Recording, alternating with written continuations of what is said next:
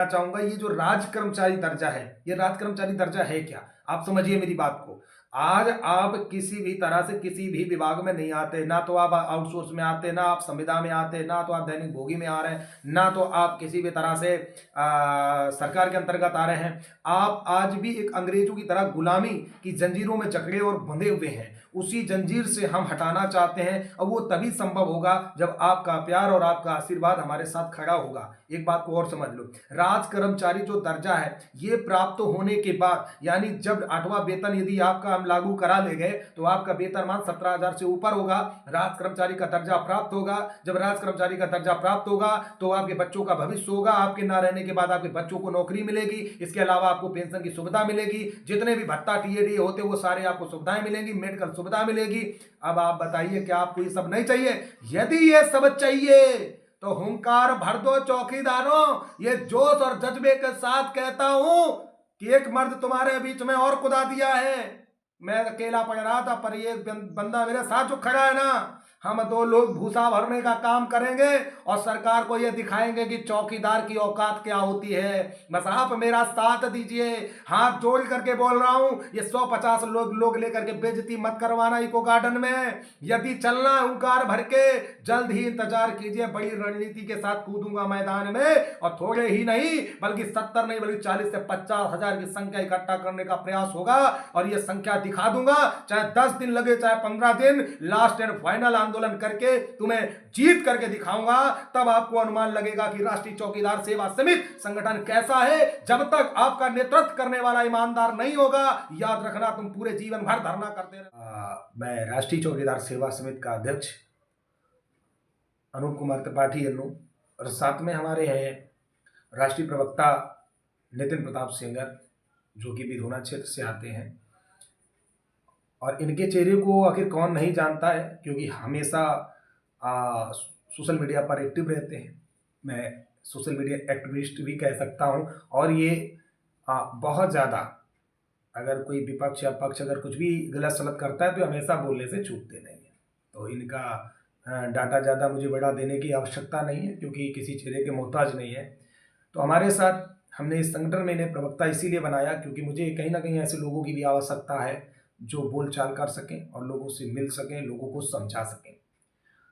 तो मित्रों, मैं कल जब यहाँ से निकला हूँ, सबसे पहले सैदपुर थाना होते हुए बक्सी तालाब, इटौंजा, महंगवा, एक अन्य 4 थानों पर मैं गया। उसके बाद गुडम्बा थाना के भी चौकीदारों से भी मिला।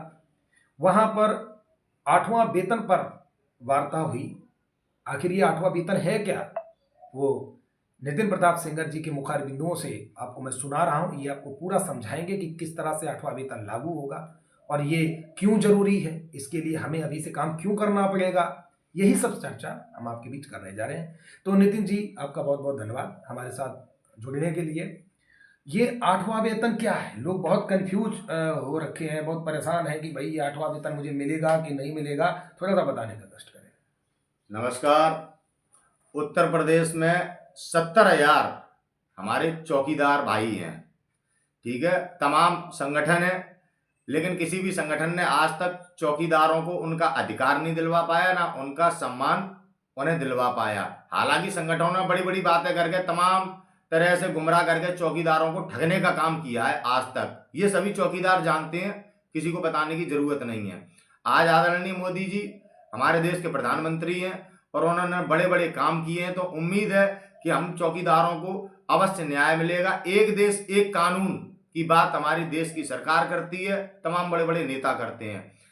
चाहे आप मध्य प्रदेश ले लीजिए, चाहे उत्तर प्रदेश से लगा बिहार ले लीजिए, यहाँ पे हमारे चौकीदार भाइयों को राज्य कर्मचारी का दर्जा मिला हुआ है, उन्हें अच्छा वेतन प्राप्त हो रहा है। लेकिन हमारे उत्तर प्रदेश में तमाम ऐसे संगठन हैं जो बड़े बड़े नेताओं की चाटुकरताई करते हैं और चौकीदारों को ठगने का काम करते हैं। आज तक चौकीदारों को उनका अधिकार प्राप्त नहीं हुआ है। आने वाले समय में 8वां वेतन लागू होने वाला है 2026 में। आजादी के बाद से हर 10 साल में संविधान के तहत महंगाई भत्ते को देखते हुए ये वेतन लागू किया जाता है। तो अब 8वां वेतन 2026 में लगेगा और चौकीदारों का हर जब वेतन लागू होता है, चाहे 5वां हो, चाहे 6वां हो, चाहे 7वां वेतन हो, जब लागू होता है चौकीदारों का नाम आता है।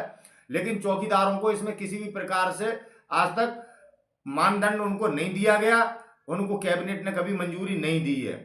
70,000 चौकीदारों से उत्तर प्रदेश के मेरा निवेदन है कि इस समय मौका है, आदरणीय मोदी जी के नेतृत्व में, योगी जी के नेतृत्व में अपनी आवाज को एकजुटता के साथ उठाएं। हमारा संगठन राष्ट्रीय चौकीदार सेवा समिति, जिसके राष्ट्रीय अध्यक्ष अन्नू त्रिपाठी जी, उनके नेतृत्व में बड़े पैमाने पर चौकीदार संगठित होकर अपने अधिकार के लिए लड़ने को तैयार हैं और लड़ रहे हैं। तमाम विरोधी संगठन हमारे बीच में तमाम तरह के मतभेदों को पैदा करके हमारे इस योजना को, जो योजना चौकीदारों को उनके अधिकार की, उनके जो अधिकार है, आज तक चौकीदारों को कभी भी, अब 2,500 रुपये मिल रही है साहब। बिहार में देखिए, हमारा ही देश है, हमारे देश में एक ही संविधान है।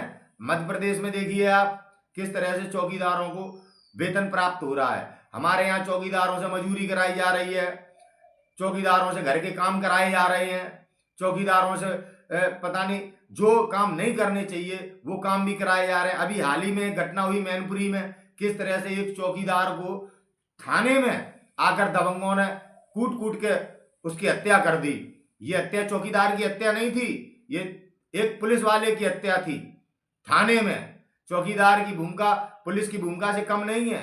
चौकीदार अपनी जान पर खेलकर, पुलिस डिपार्टमेंट का वो सहयोगी है चौकीदार। अगर चौकीदार अपनी सेवा प्रदान ना करे तो पुलिस कभी भी किसी अपराधी को पकड़ने में कामयाबी प्राप्त नहीं कर सकती। चौकीदार की एक बहुत बड़ी भूमिका होती है, अपनी जान को दांव पे लगाकर चौकीदार पुलिस का सहयोग करता है। लेकिन आज चौकीदारों की उत्तर प्रदेश में क्या परिस्थिति है, कौन पूछ रहा है चौकीदारों को? आज हमारा संगठन चौकीदारों का ये संगठन है, आज उनके अधिकारों के लिए हम लड़ रहे हैं और सभी उत्तर प्रदेश के 70,000 चौकीदारों से निवेदन है कि संगठन के साथ जुड़ें और एकजुट होकर अपनी आवाज उठाएं। और मैं पूर्ण रूप से विश्वास दिलवाता हूं उत्तर प्रदेश के चौकीदार भाइयों को, आदरणीय आदित्यनाथ योगी जी की सरकार है, आपको आपका अधिकार मिलेगा, आपको आपका वेतन प्राप्त होगा, लेकिन आपको संघर्ष करना होगा। सभी चौकीदार भाइयों से हाथ जोड़ के निवेदन है कि एकजुट हों, एक साथ आएं और अपना एक आंदोलन खड़ा करें, जिस आंदोलन के तहत सरकार आपकी बात सुने और आपके अधिकार आपको दे। जय हिंद, भारत माता की जय।